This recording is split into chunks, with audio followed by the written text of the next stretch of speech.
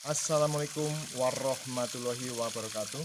Selamat pagi rekan-rekan pembudidaya ikan hias dan ikan konsumsi di seluruh Indonesia, bahkan di seluruh dunia.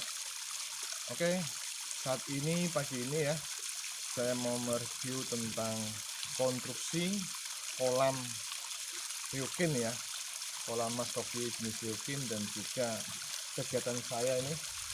Kegiatan saya tadi menyeleksi ikan ryokinnya ya, kita ikuti kegiatan saya sehari-hari. Check it out. Oke rekan-rekan sekalian, saya untuk yang pertama mau mereview tentang konstruksi kolamnya ya, konstruksi kolam budidaya mas koki jenis ryokin ini. Jadi rekan-rekan sekalian, saya ceritakan latar belakang sebelumnya ya.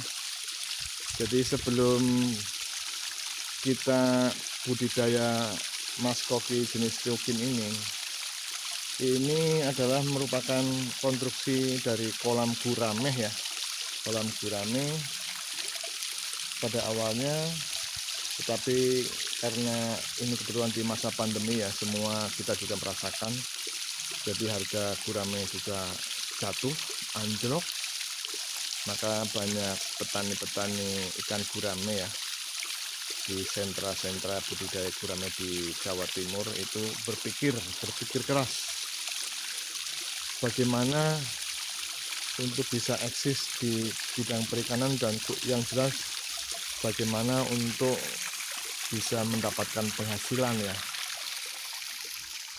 Jadi akhirnya setelah kita cari browsing, juga ngobrol sama teman-teman, apa kira-kira yang dibudidayakan tapi dengan memanfaatkan kolam gurame.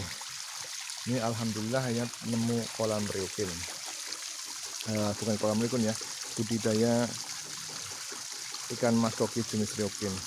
Oke, yang pertama ini konstruksinya ya rekan-rekan sekalian. Jadi konstruksi yang kita pakai adalah konstruksi kolam gurame pada awalnya. Jadi ini ketinggian airnya sekitar 1,5 meter ya, kurang lebih sekitar 150 cm. Kita lihat sekelilingnya.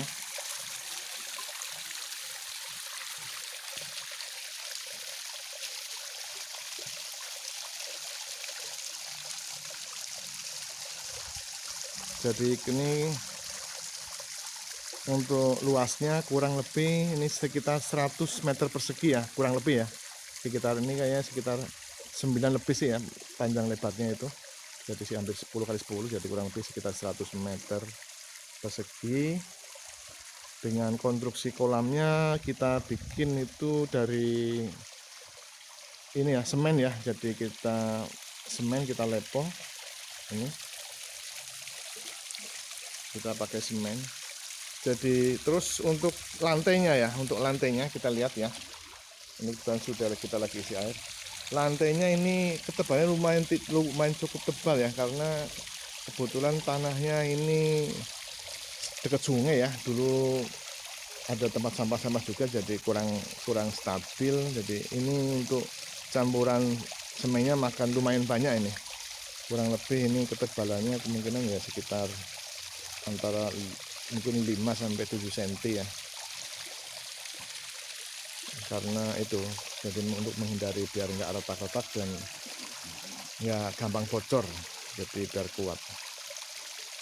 Ini ada 2 kolam ya, ini ada 2 kolam, jadi sama kurang lebih luasnya sekitar juga 10 kali 10 atau sekitar 100 meter. Jadi ini ya, kita lihat ada 2 kolam, coba kita lihat. Nah, yang ini ya, ini penyekat tengahnya. Ini penyekat tengahnya kita pasang pakai batako, tapi nggak berdiri batakonya ya, kita tidurkan jadi lebih lebar, jadi lebih kuat untuk nahan beban ya. Di samping ini untuk pondasinya juga lumayan dalam ya, lumayan dalam untuk pondasinya. Jadi untuk penguat. Terus kita lihat di tengahnya ini ya. Nah ini lebih lebar ini untuk tengah-tengahnya, untuk ya istilahnya kayak semacam sabuknya ya.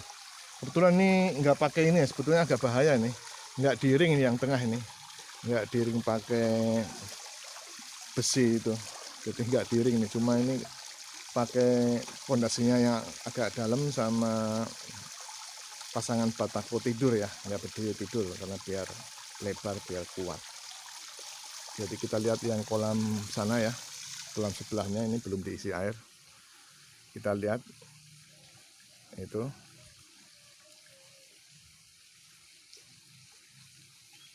Oke, kita mendekat ke konstruksi yang sana.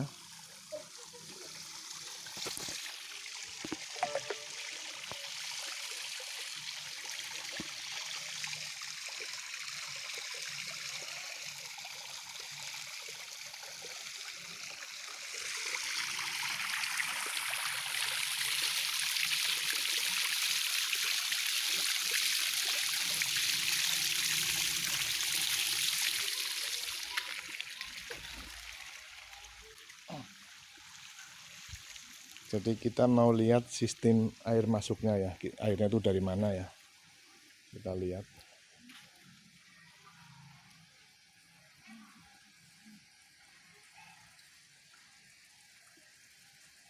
Jadi di sana itu ada pompa sanyo. Jadi saya mereview konstruksinya aja sama saluran pemasukannya. Nah dari sini peralon kita tanam ke bawah ya. Ini di bawah lantai ini ke arah ujung kolam ya. Ini ada 2 kolam yang di kolam untuk budidaya ripunya. Sementara ada di belakang itu untuk ikan hias juga sih sebetulnya, ikan cupang. Jadi untuk konstruksi kolamnya rekan-rekan sekalian itu kita lihat dari atas ya. Jadi kelihatan tinggi ya, kelihatan dalam gitu. Ini kalau kita isi air kurang lebih biasanya sekitar 1,5 meter. Terus untuk ini juga kemiringannya ya, jadi nggak tegak. Untuk apa itu kanan kirinya, samping kanan kirinya itu kita agak ada kemiringan sekitar mungkin sekitar 10 cm ya.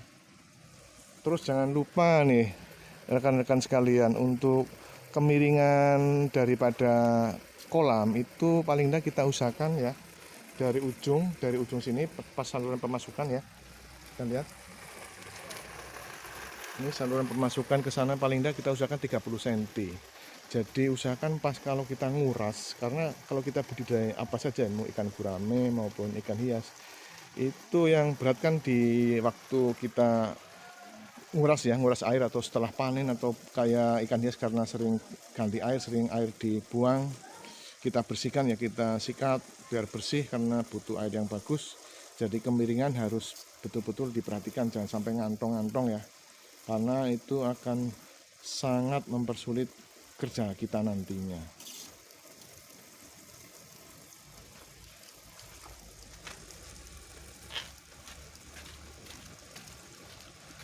Coba kita turun ya, saya mau turun untuk menjelaskan lebih detail nih.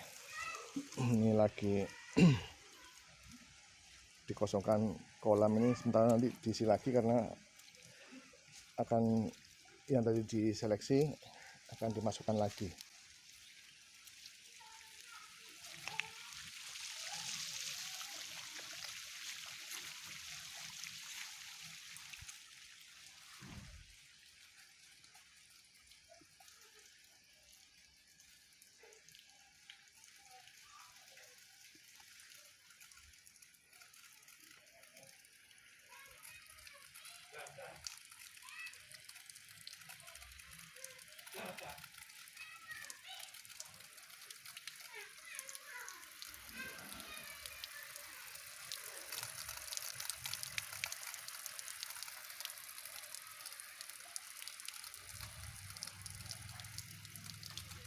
Ini kita lihat lantainya ya. kita lantainya. Jadi ini kebetulan sudah ada berapa tahun ya, berapa periode, jadi sudah ada beberapa memang yang retak-retak ya, retak-retak. Kita lihat sudah lumayan banyak retak-retak.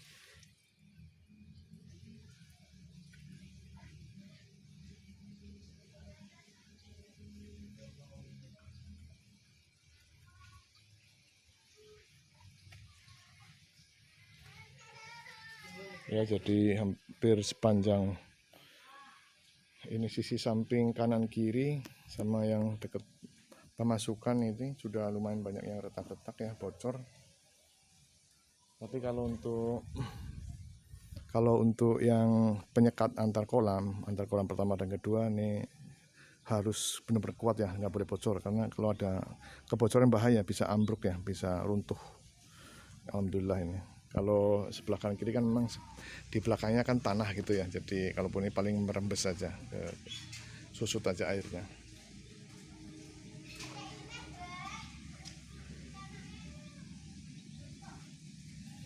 Jadi kalau untuk masalah misal kayak yang retak-retak atau bocor, ini gampang sih untuk penanganannya ya. Untuk penanganannya gampang saja, yang biasa saya lakukan ya. Ini cerita pengalaman saya sendiri juga, ini saya juga dapat dari teman saya, dari rekan-rekan pembudidaya juga atau tukang. Jadi cukup ini ya, kita belikan lem Raja Wali itu, lem Raja Wali yang plastikan yang putih warnanya itu. Nanti kita campur dengan semen yang blau atau semen putih ya, semen putih campur itu. Nanti kita kira udah tercampur rata, nggak terlalu banyak ya, secukupnya aja, kira-kira memang bocornya atau retaknya seberapa gitu, kita kira-kira aja sendiri, nggak banyak. Lalu nanti kita oles-oleskan. Itu ngoleskannya itu ini ya, harus timbul ya, harus timbul, jadi biar kebocorannya itu menahan beban air ya, karena ini kan beban airnya tinggi sekali, berapa ton saja kan. Bayangkan misalnya tinggi air 1,5 meter kali panjang lebarnya 10 kali 10 ya 100 kali, berapa ton sendiri itu. Jadi dihitung aja lah, nanti saya takut salah, nanti nggak bawa kalkulator. Jadi panjang kali lebar kali tinggi air kan ketemu nanti tonasenya itu berapa ton aja. Jadi sangat besar nahannya. Cuma alhamdulillah ini kuat ya, karena kanan kirinya kan memang pematanya tebal ya, lebar ya, sekitar 1 meter lebih, karena sebelahnya rumah, sebelahnya juga rumah, tembok keliling.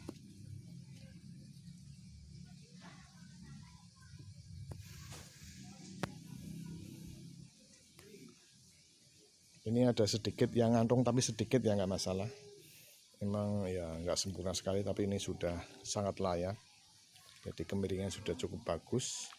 Jadi kita lihat ya ke arah pembuangannya. Coba kita lihat ke arah pembuangannya.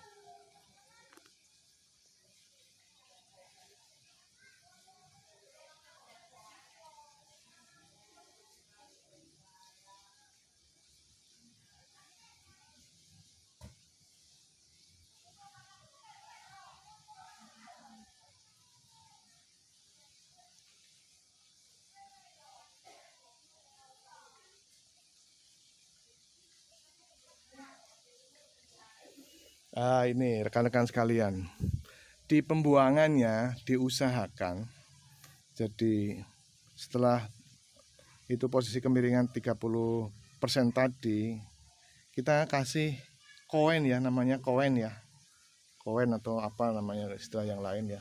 Jadi cekungan ini kurang lebih lebar mungkin sekitar 60 cm kali sekitar 1 meter seperempat lah kurang lebih ini ya. Kita lihat.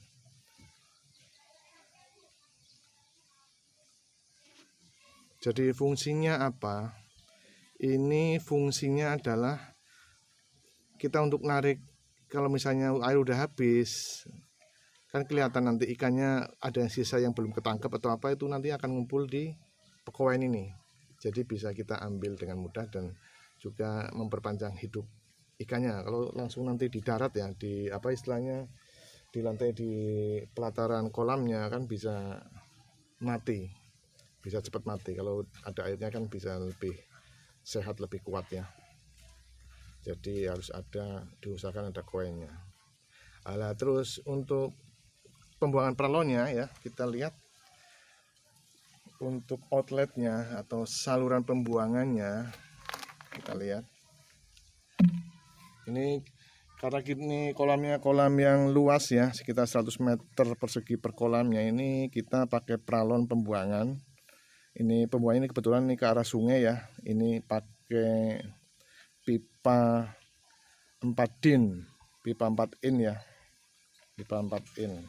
Kita lihat.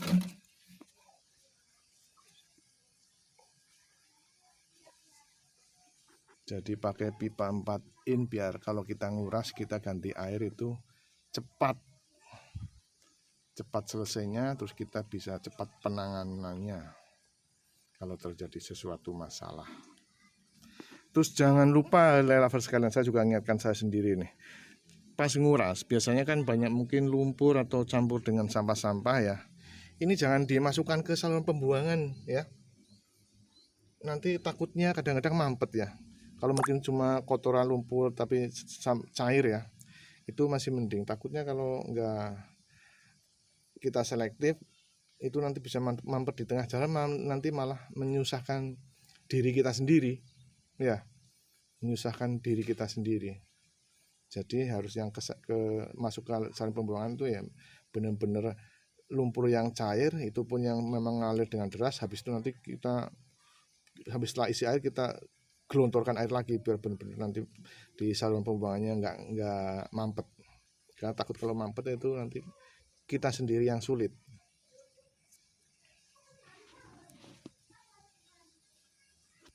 Ya, kita pasang lagi ini.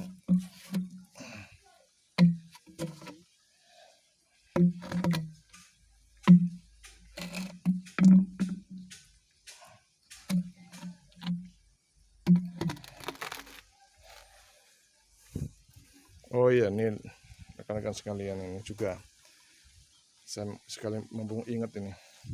Jadi kita kalau mau buang-buang air juga ini usahakan juga ada ini ya, saringan ya dari kawat ini, biasanya untuk ngayak pasir.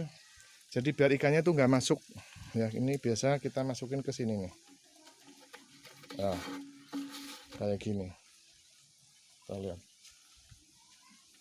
Jadi biar ikannya nggak ikut ke bawah ke luar, karena harusnya kan deras. Jadi dia nanti ketahan di saluran, ketahan di ini ya, saringan ini. Itu.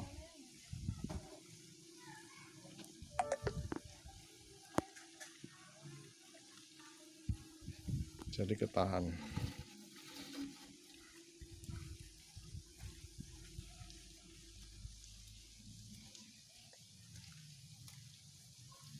Terus ini lihat, ini sekalian alat-alat juga yang kita perlukan ya pas kita mau kerja di kolam ya. Teman-teman sekalian pasti udah tahu semuanya ya. Kita siapkan serok ya untuk narik lumpurnya atau air yang genang. Ini serok ikannya.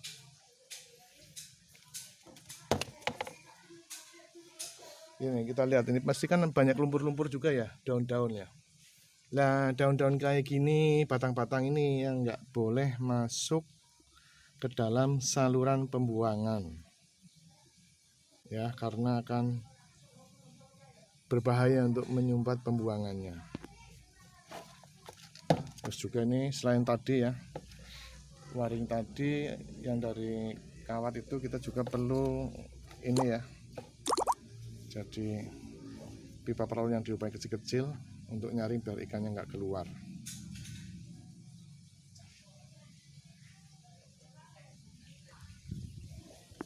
Coba kita review pojokan ya, pojokan kolamnya itu.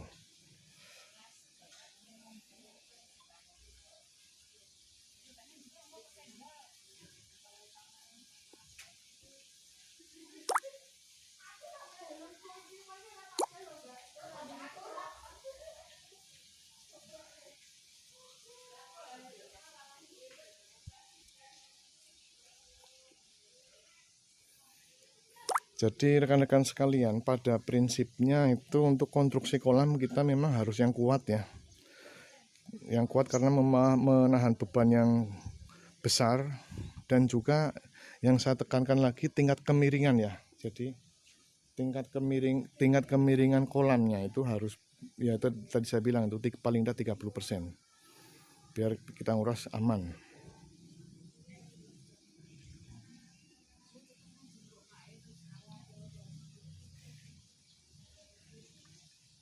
Oke, kita ke kolam sebelah ya, mereview kolam yang sebelah kolam ini bagaimana.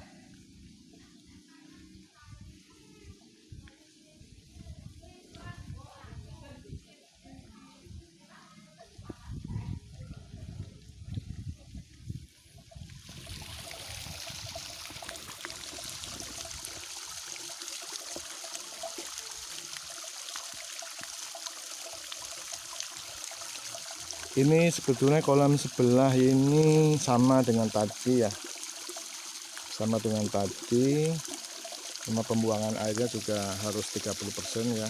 Seperti itu di ujung sana itu ada perahu pembuangannya. Kalau saluran pemasukannya sebelah sini nih, kita lihat airnya. Ini saluran pemasukannya di sini. Jadi harus jauh dari saluran outletnya ya, harus jauh dari saluran outletnya biar apa? Biar kotoran air yang bersih nanti bisa mendorong air yang kotor yang keluar gitu. Jadi harus jauh dari saluran pembuangan untuk saluran pemasukannya.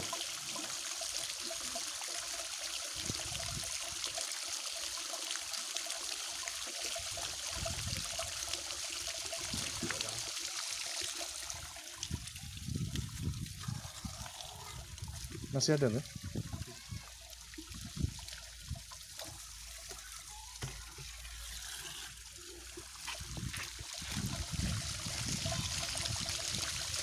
Jadi kita lihat ya dari jauh itu ikan mas koki jenis ryukin ini yang dibudidayakan di sini.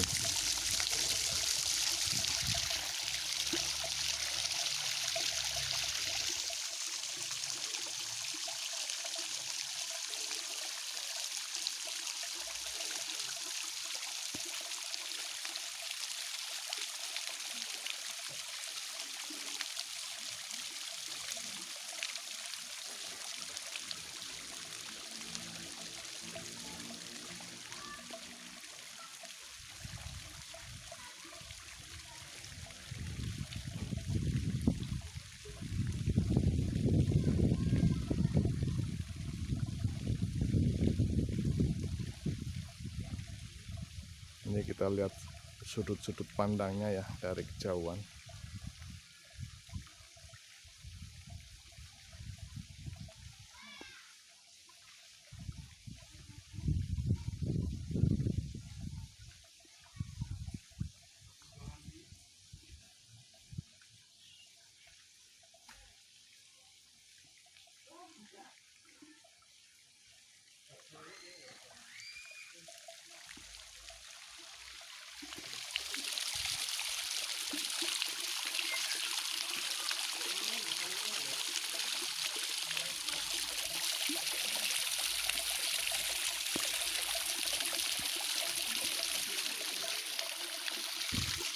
Oke, sekarang dilanjut ke kolam yang kedua.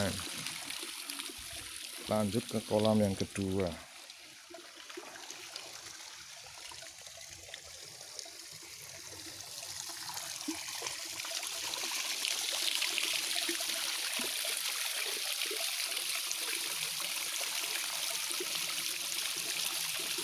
Terus ini juga teman-teman sekalian para pembudidaya, jadi karena ini tinggi ya, dan ini kebetulan kan kolamnya kolam semen ya, kolam semen. Jadi ini jangan lupa karena tinggi ini kasih bilang sama tukangnya ya, kalau yang bikin tukang kasih undaan ya, kasih undaan untuk jalan biar ke atas, biar kita nggak susah nanti naiknya. Nah, kita lihat nih, ada satu 2 3 undaan baru ke atas.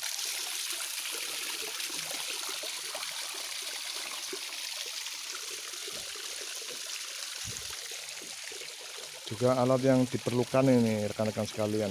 Jadi untuk nyedot air, bukan nyedot air, nyedot lumpur itu kita pakai yang namanya itu selang air ini. Ini diameter 3 dim.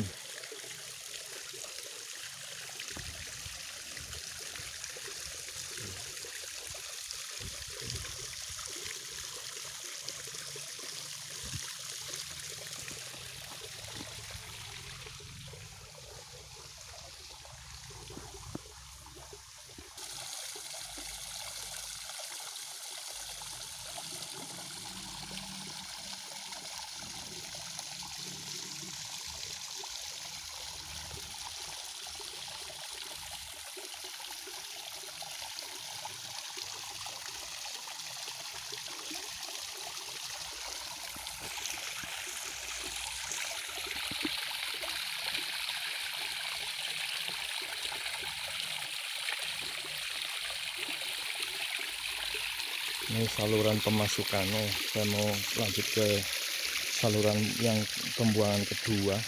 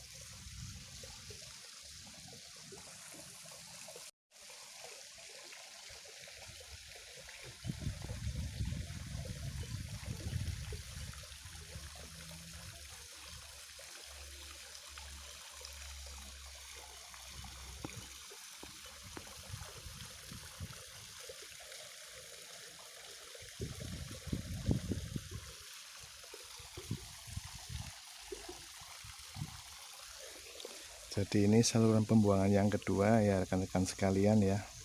Ini nanti ke arah sungai ini pembuangannya ini. Sama ini juga 4 dim ya. Ini saluran juga 4 dim.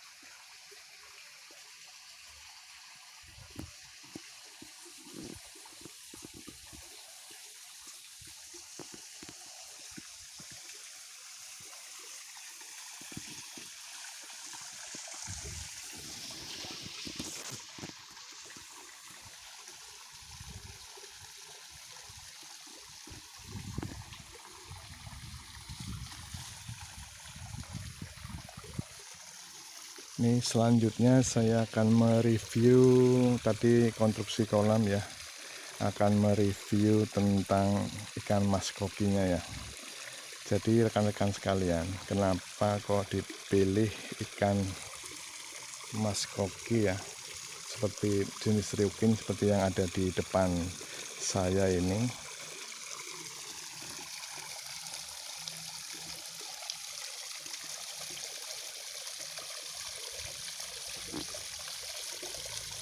Karena ikan mas koki jenis ryukin ini bisa dipelihara di air yang dalam ya. Jadi pada saat dia masih kecil, jadi dibenihkan, itu dia masih di kolam yang dangkal ya. Setelah nanti kita pelihara, kita cacing ya, kita kasih makan cacing sekitar kurang lebih 3 minggu, sudah satu jari kelingking kurang sedikit, itu sudah bisa dipindah ke kolam pembesaran yang besar ya. Bisa yang tadinya tinggi air sekitar 40 cm, nanti bisa ditinggikan di kolam sekitar 80 cm dulu ya. Nanti naik secara bertahap, bisa nanti sampai 1,5 meter bisa, atau bahkan lebih dalam bisa ya. Itu akan lebih mempercepat pertumbuhannya. Kita lihat ikan yang depan saya nih. Jadi dia suka dengan air yang baru dan bersih ya.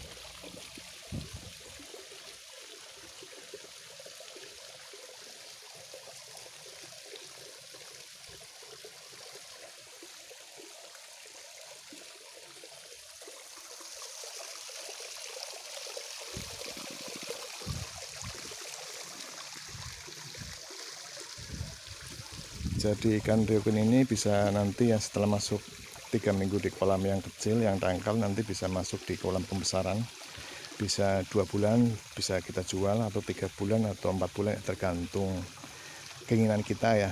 Kalau layak jual sebetulnya sekitar usia dari benih itu 4 bulan sudah cukup besar ya, sudah kira-kira panjang itu kurang lebih sudah 8 up ya, sudah layak jual. Tinggal nanti akan diseleksi lagi ikan yang masuk ikan kontes atau yang grade B atau C ya, yang masuk ke pasar lokal ya, lebih murah otomatis. Tapi yang ikan yang grade A yang super itu nanti ikan-ikan mahal kontes ya, di mahal ya. Kalau bilang mahal saya nggak bisa nyebutkan, yang jelas di atas rata-rata.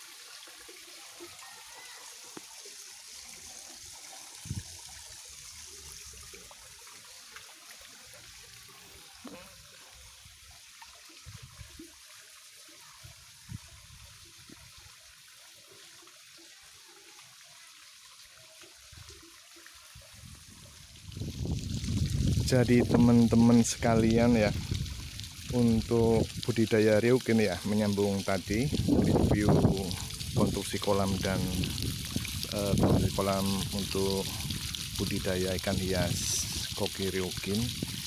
Ini kolamnya seperti kolam gurame ya pada umumnya ya, jadi dia kedalaman tinggi itu sekitar 1,5 meter pun itu nggak masalah ya.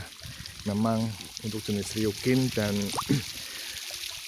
panda ya, jadi mas koki jenis ryokin dan panda itu kalau dalam malah dia itu lebih cepat besar ya, lebih cepat besar, dan badannya itu nanti membentuk sesuai yang diinginkan pasar, terutama untuk kontes ya, untuk kontes yang jadi yang kelas grade A nya itu ya, untuk kelas grade A nya itu yang bentuknya seperti koin ya, jadi dia bundar seperti koin, dia bundar juga ekornya itu mengkrok ya atau mengembang, jadi ekornya juga mengembang bentuknya koin. Terus ada juga ini apa, sirip-siripnya itu di sirip dorsal, terus yang sirip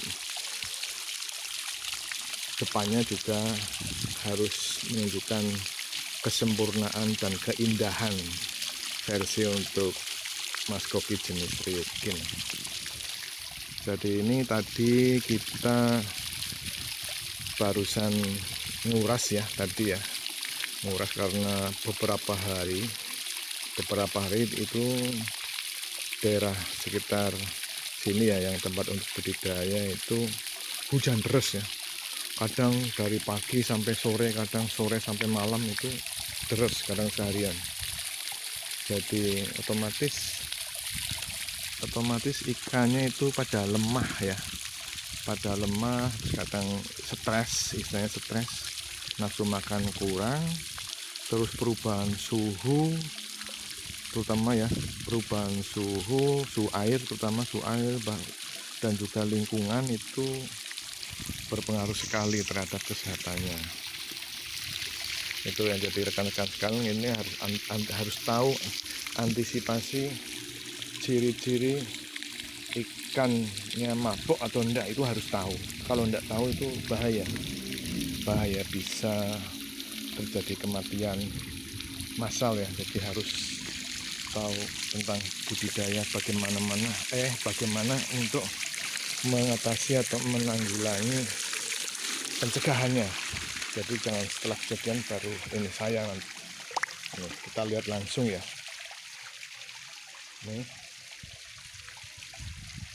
Ini kolamnya ya. Ini kita shot sambil ngisi airnya.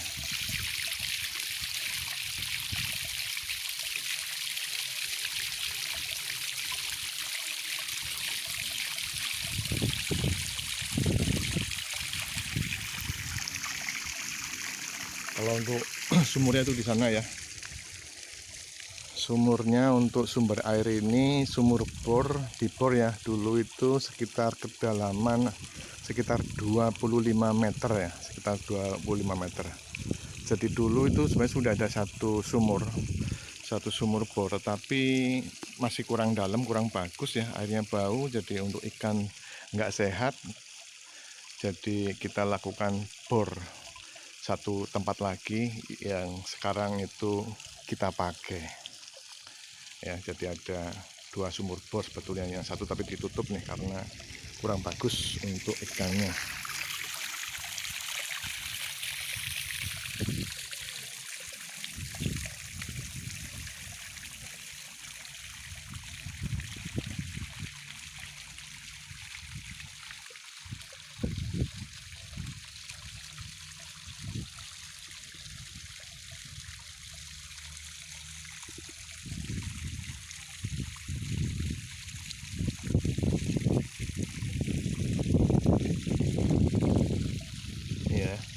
Ikannya ini dia sukanya menggerombol ya, nanti kadang dia lari ke sana, itu bareng lari ke sana, kita lihat sukanya dia menggerombol.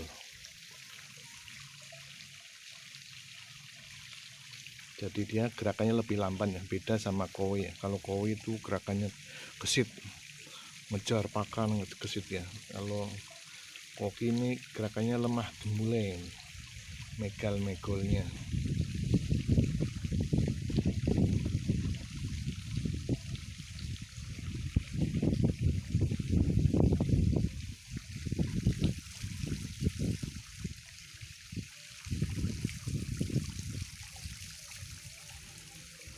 dia di bawah pohon jeruk ya, berlindung nih. Sebenarnya ini sudah agak mendung nih, udah jam 2:30 ini.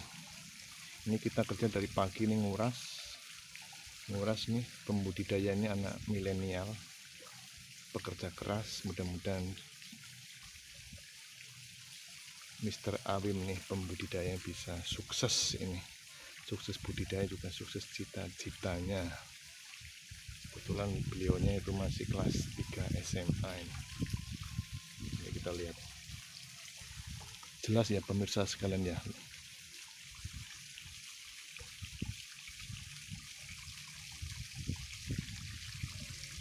Saya mendekat, ikannya lari ini.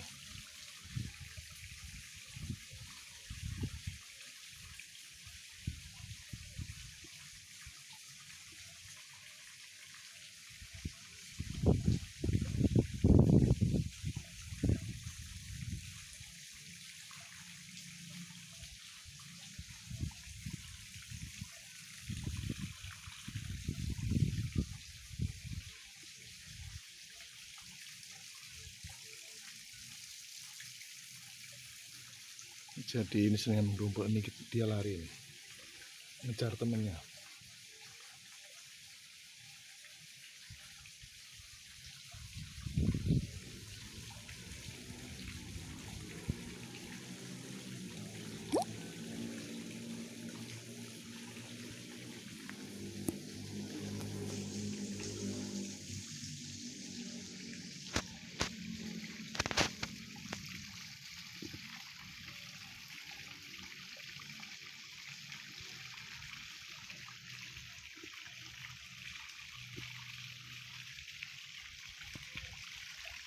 Jadi ini ya, untuk sirip ekor bawahnya itu harus mekar nih, yang grade A nya ini.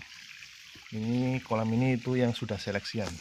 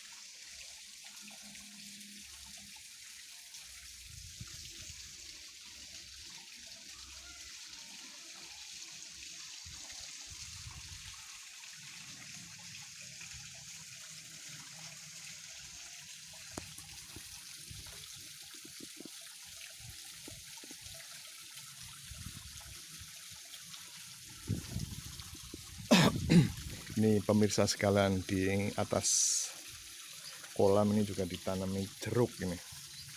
Ini juga jeruknya bisa dimakan, terus bisa juga untuk naungan nih. Kalau panas, ikan akan bersembunyi atau berteduh yang di bawah pohon jeruk ini.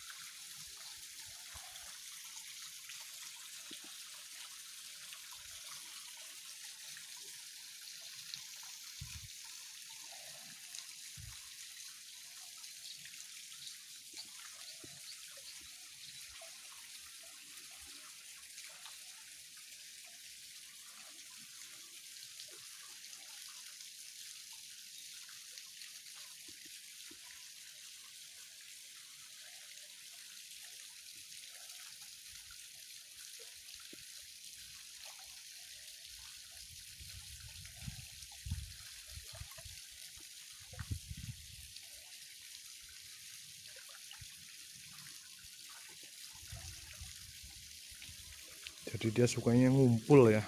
Ini ikan mas koki itu sukanya ngumpul. Dia untuk transparansinya ya, atau kecerahan airnya, dia itu suka yang airnya bersih. Jadi pas nguras itu harus benar-benar dikuras betul ya, lumpur-lumpurnya, daun-daunannya ya. Ini kita lihat kan sampai tembus ke bawah ya, kayak semacam akuarium. Jadi ini biasanya disarankan tuh seminggu sekali, kalau airnya sudah mulai kelihatan keruh, ada hijau-hijau, itu kita ganti lagi airnya ya. Jadi kita kuras semuanya, ikannya nanti ditaruh di karamba, udah bersih baru nanti diisi lagi kayak sekarang ini. Ini ngisinya bisa sehari, hampir 2 hari ini, karena airnya kecil ya, apalagi kalau dibagi 2 kolam. Jadi antisipasi untuk segala jenis budidaya itu harus dilakukan, apalagi kalau jenis ikan hias. Ikan hias itu benar-benar kualitas air itu lebih spesial ya, lebih khusus perhatiannya. Nah, dia lari ya, dia bergerak mengikuti teman-temannya, dia bergerak mengikuti teman-temannya.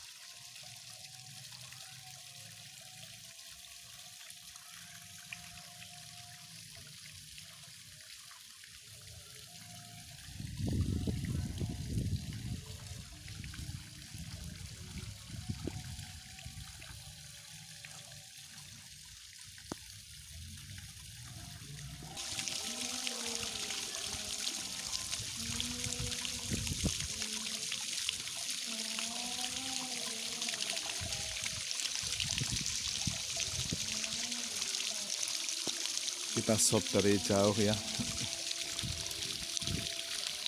Jadi ini luas sekitar 100 meter persegi, ini idealnya diisi sekitar 1000 ekor lah ya. Jadi jatuhnya kurang lebih sekitar 10 ekor per meter persegi.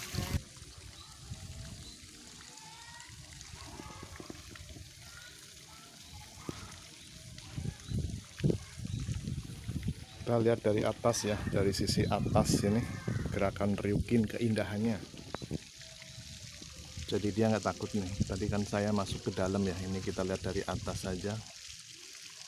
Jadi airnya itu betul-betul bersih ini ya, jernih ini, kita lihat tembus sampai kelihatan dasarnya. Ini air masih paling sekitar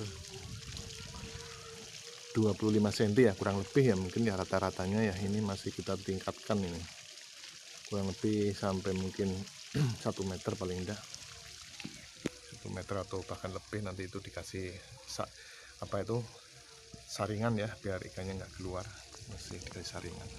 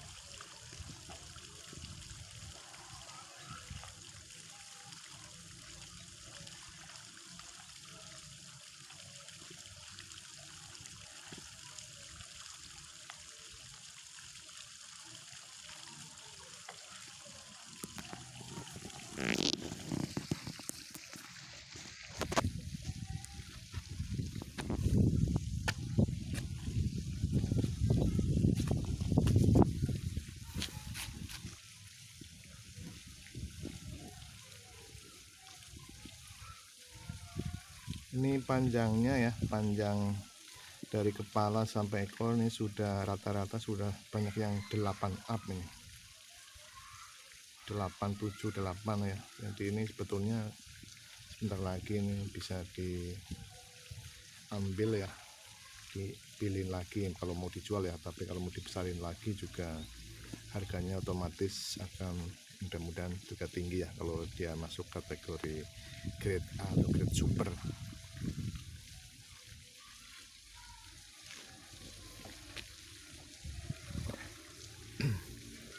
Jadi review kolam hias ikan mas koki Ryukin ini sungguh sangat ini ya, sangat bagus untuk dibudidayakan karena penggemarnya banyak, ada penggemar fanatiknya juga, harganya juga termasuk tinggi ya.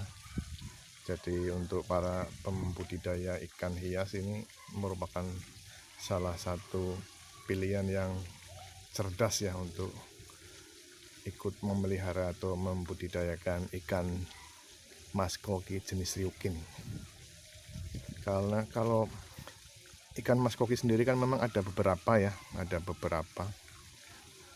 yang ini kita Ryukin, ada Rencu, ada mas koki yang jenis panda, tricolor, pancawarna, banyak jenisnya ya.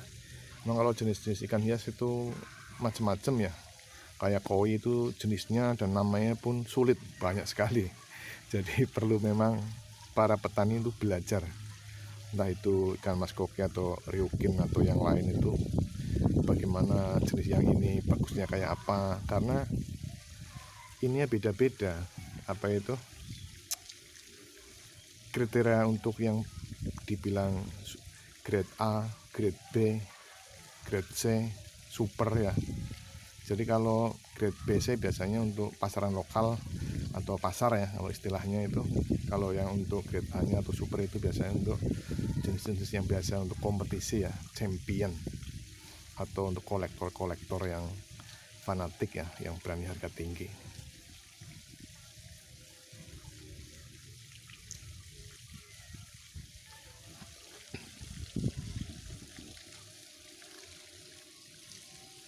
Jadi seluruhnya ini kolam di semen ya, jadi untuk ini juga di plester untuk pematangnya, pematang kanan kiri, demikian juga yang di sebelah sana itu juga di plester. Jadi memang untuk kerapian ya, jadi kalau kerja kelihatan rapi, bagus, akan indah dilihat ya. Kita lihat di sana itu, di atasnya ada pohon belimbing ya, pohon belimbing, pohon jeruk,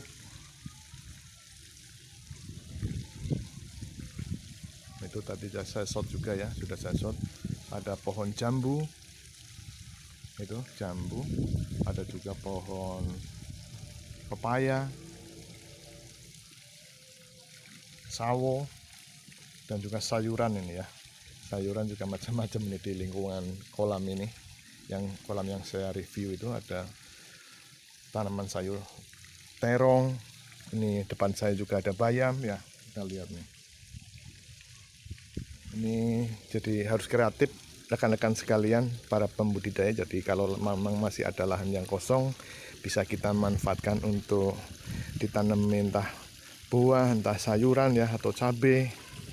Itu sangat dianjurkan sekali. Jadi akan sangat membantu perekonomian dari keluarga kita masing-masing.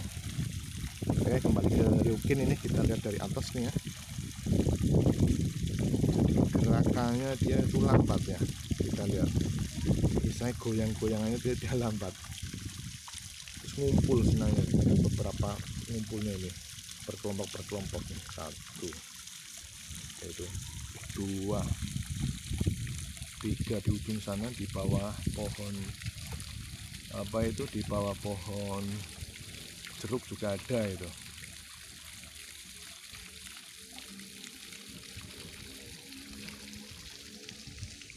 Yang di bagian dalam itu dekat koin juga ada ya. Jadi sukanya menggerombol, mengumpul masing-masing.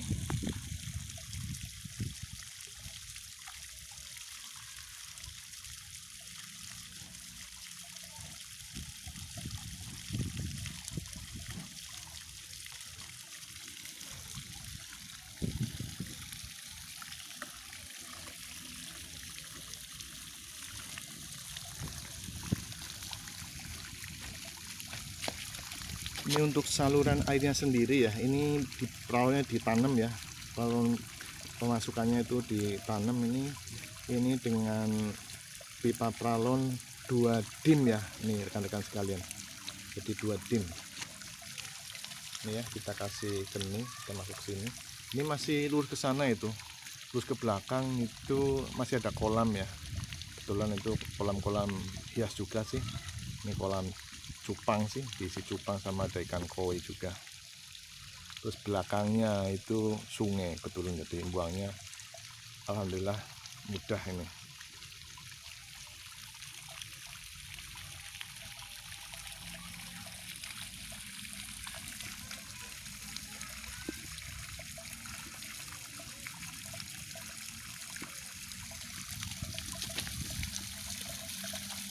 Ini airnya gemericik ya, jadi ditimpain di undang-undangan pertama, jadi airnya nyebar. Ini nambah oksigen istilahnya ya, ini bisa sebagai untuk nambah oksigen bikin gini, jadi dia muncrat.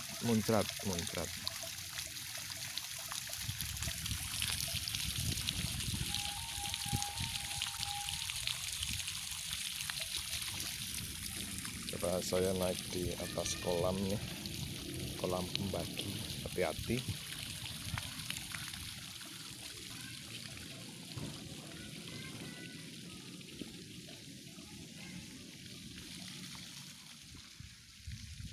Oke, itu dulu pemirsa sekalian, mudah-mudahan apa yang saya sharekan untuk session kali ini tentang review kolam budidaya Ryukin ya, dengan beberapa tadi variasinya, mudah-mudahan bisa bermanfaat. Akhir kata, semoga kita semua sukses, diberikan kesehatan, kemudahan, limpahan rezeki, dijauhkan dari segala mara bahaya atau kesulitan ya, dipermudah segala usahanya untuk kita semua, rekan-rekan semuanya.